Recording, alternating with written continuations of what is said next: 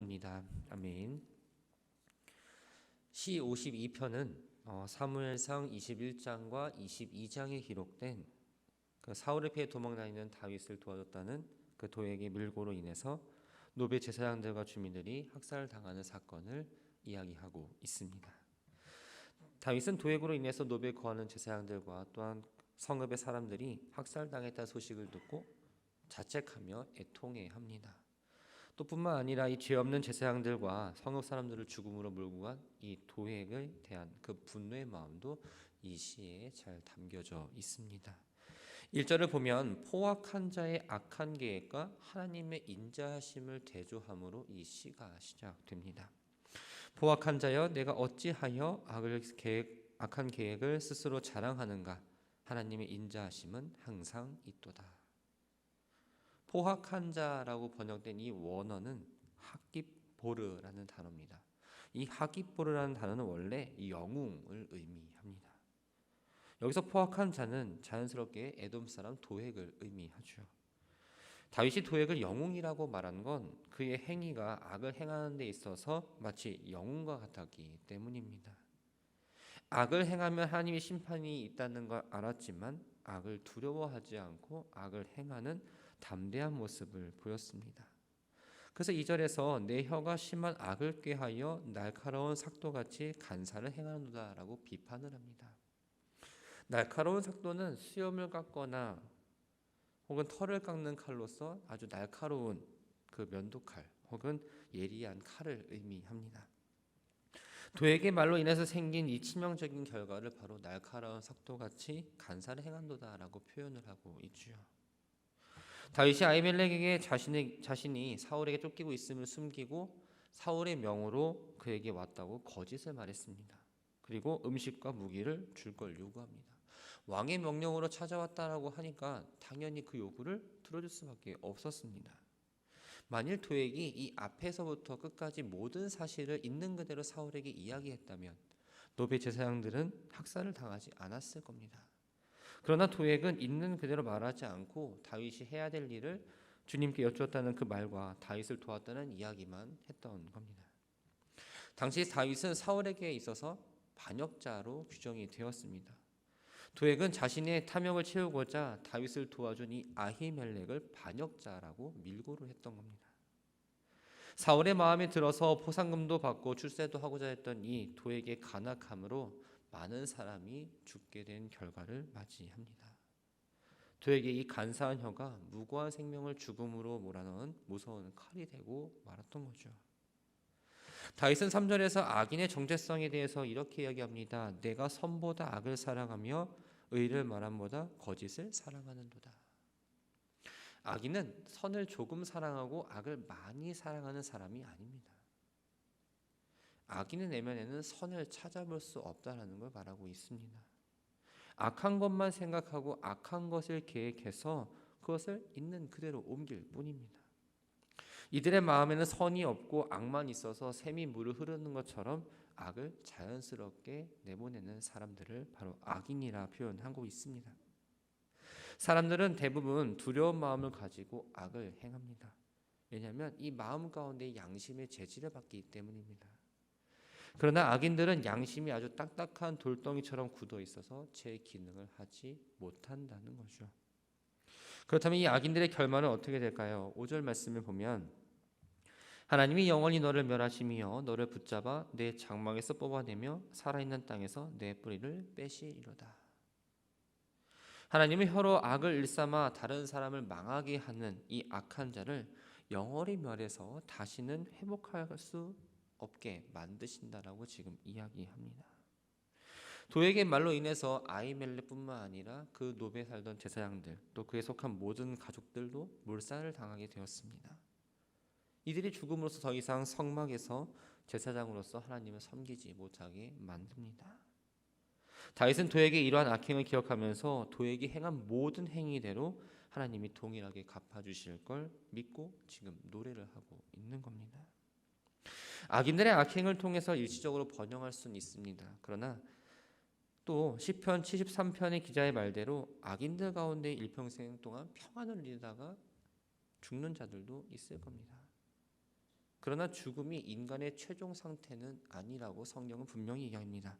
히브리서 9장 27절에 보면 한 번 죽는 것은 사람에게 정해진 것이요 그 후에는 심판이 있다라고 분명하게 말하고 있습니다. 하나님의 공의에 근거한 이 철저한 심판에 따라서 의를 행하는 자는 영생을, 악을 행하는 자는 회복이 불가능한 영원의 멸망을 들어간다고 이야기를 하고 있죠. 이렇게 악인들의 삶과 다르게 세상을 살아가는 사람들이 있습니다. 그 사람들은 성경에서 바로 의인이라고 이야기합니다. 6절부터 9절까지의 말씀은 의인들의 삶의 방식을 기록하고 있습니다. 6절을 보면 의인이 보고 두려워하며 또 그를 비웃는다라고 표현합니다. 여기서 의인이 보는 건 무엇일까요? 바로 5절에서 기록된 하나님의 의에 악인이 뿌리채 뽑는 것을 말합니다.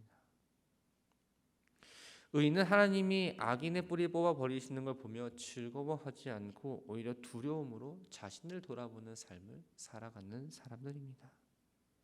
의인들이 악인을 비웃은 이유는 그들이 뭔가 고통을 당기 때문이 아니라 악인이 의지해야 될 대상을 잘못 골랐다는 이유가 있기 때문에 그들을 비웃었던 거죠. 영원한 하나님을 자기 힘으로 삼지 않고 사라질 재물과 어떠한 힘에 의존해서 자기 악함을 기반으로 악인들은 결국 스스로 몰락한다는 사실을 말하고 있습니다. 그렇기 때문에 의인들은 자신의 의지와 능력을 과대평가하지 않고 겸손하게 하나님만을 의지하며 살아가는 겁니다. 하나님을 의지하며 나아간다는 다윗은 자신을 스스로 8절 말씀에 하나님의 집에 있는 푸른 감람나무 같다고 말을 합니다. 감람나무는 올리브 나무입니다. 열매도 맺고 기름도 주는 아주 유익한 나무입니다. 사람들과 하나님께도 유익을 주는 형통과 번영을 상징하는 나무가 바로 이 감람나무인데 당시 다윗의 상황은 형통과 번영과는 전혀 먼 상황입니다. 사울에게 쫓겨다니면서 영과 육이 아주 지칠 대로 지친 상태였습니다. 한때 다윗은 자신을 사울 앞에서 죽은 개와 비유하기도 합니다. 나무로 비유하자면 줄기가 다 잘려진 상태이죠. 그런데 지금 자신이 장차 푸른 감람나무 같이 될 거라고 자신 있게 선포하고 있습니다.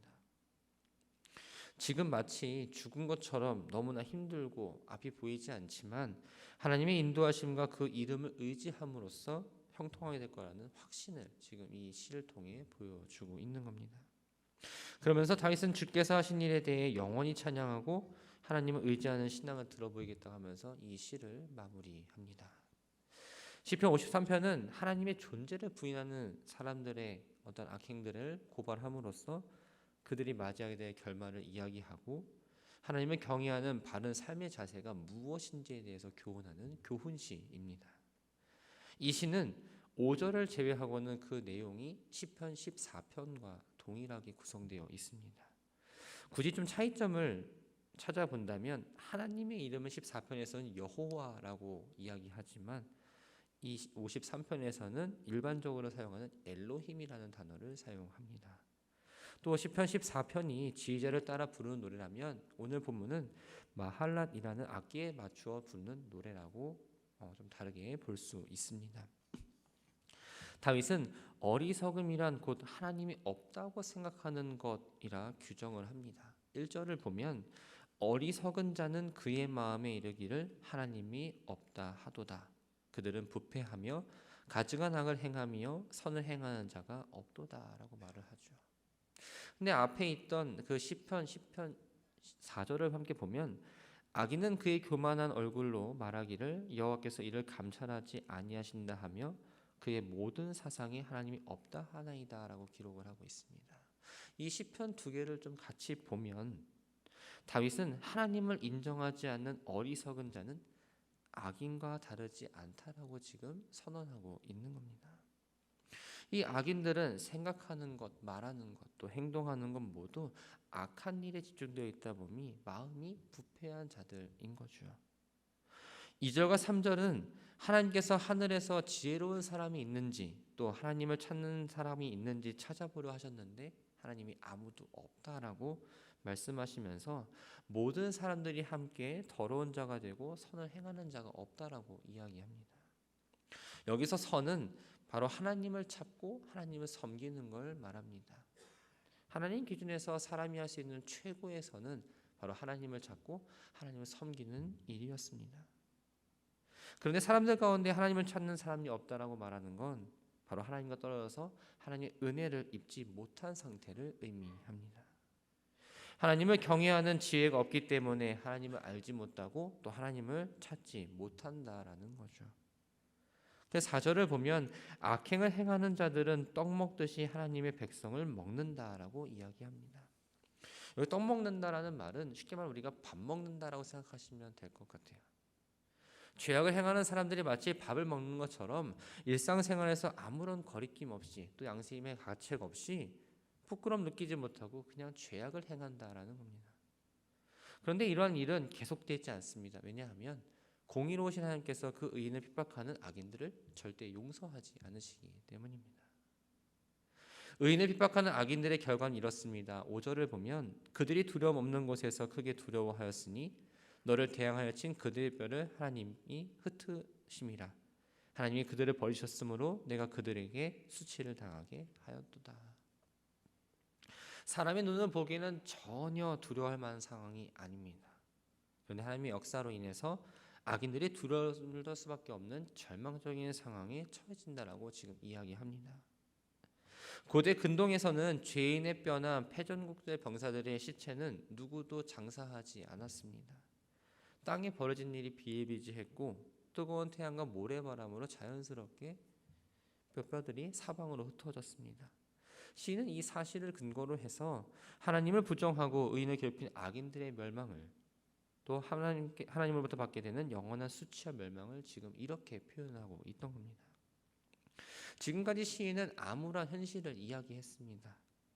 그러나 이스라엘의 구원을 지금 다시 또 갈망을 합니다. 6절을 보면 시온에서 이스라엘을 구원하여 줄 자가 누구인가? 하나님이 자기 백성이 포로된 것을 돌이키실 때에 야곱이 즐거워하며 이스라엘이 기뻐하리로다. 시온은 하나님의 임재를 상징하는 언약궤가 있는 이 예루살렘을 의미합니다. 즉 시온의 이스라엘의 구원은 다른 어떤 것에 의해서 이루어지는 것이 아니라 오직 하나님만을 믿는 그 하나님의 믿음으로 가능하다는 것을 간구하고 있습니다. 하나님이 자기 백성의 포로된 걸 돌이킨다라는 건 어떤 바벨론 포로 내에서 해방과 같은 역사적인 사건을 의미하는 것이 아니라 하나님께서 하나님 백성을 불의한 자들로부터 압제당하는 것을 해방시켜 주는 것을 의미합니다. 이 압제와 억압이 구체적으로 무엇을 말하는지는 알 수는 없습니다. 그러나 다윗 하나님께서 억압으로부터 벗어나게 하시는 날 이스라엘이 아주 최고의 기쁨을 맛보게 될 거라며 이 시를 마무리합니다. 주신 말씀을 정리합니다. 우리는 하나님 믿는다고 이야기합니다. 그래서 가장 많이 말하는 단어가 아마 믿음일 겁니다. 그런데 내가 의인으로 살아가는지 또 내가 악인으로 살아가는지에 대해서는 늘 비추어 봐야 됩니다. 믿음으로 살아가는 사람은 바로 의인일 것이고 믿음대로 살아가지 못하는 사람은 악인으로 규정할 수 있겠죠. 인간은 연약한 존재입니다. 죄인 줄 알면서도 내 유익과 만족을 위해서 눈을 잠깐 감고 손을 뻗어서 내가 원하는 걸 취하는 게 바로 인간입니다. 그래서 쉽게 죄에 물들기도 하고 겉으로는 의인의 모습을 아주 잘 갖춘 것처럼 보이지만 악인의 모습이 보일 때가 있다라는 겁니다. 성도는 이 땅의 소망이 아니라 하늘의 소망을 두고 살아가는 사람들입니다. 이 땅에 발을 딛고 있기 때문에 우리는 늘 두 가지를 고민합니다. 나의 만족을 채울 것인가? 하나님의 영광을 드리며 살 것인가? 고민하면 안 되는 문제이지만 우리는 늘 고민하며 살아가는 거죠. 분명한 믿음을 가지고 하나님의 인자하심과 하나님의 뜻을 구하며 살아가는 존재라는 사실을 분명 기억해야 합니다. 우리가 하나님 안에 있을 때 믿음이 견고할 때에 바로 푸른 감람나무가 될 수 있습니다. 세상의 가치로 평가받는 풍요와 번영이 아니라 하나님이 주시는 세상의 가치와 비교할 수 없는 진정한 복을 누리며 살아가는 저와 여러분들이 되기를 소망합니다. 사랑하는 성도 여러분, 여러분의 진정 뿌리 내린 곳은 어디입니까? 하나님의 말씀에 바탕이 되어서 그곳에 뿌리를 내리며 살아가십니까? 아니면 작은 환난과 고난 가운데에서도 쓰러져가는 나무처럼 살아가고 있지는 않으십니까? 하나님 믿고 있다면 하나님이 없다라고 고백하는 사람처럼 어리석은 삶을 살지 않기를 소망합니다. 나의 유익 때문에, 나의 만족 때문에 내가 처해 있는 상황을 벗어나고자 잠시 잠깐 하나님 모르는 사람처럼 행동하는 것이 아니라 하나님 믿고 하나님 앞에 뿌리 내려서 어떠한 시련과 고난에도 흔들리지 않는 견고한 삶을 살아가는 저와 여러분들이 되기를 주님의 이름으로 축원합니다.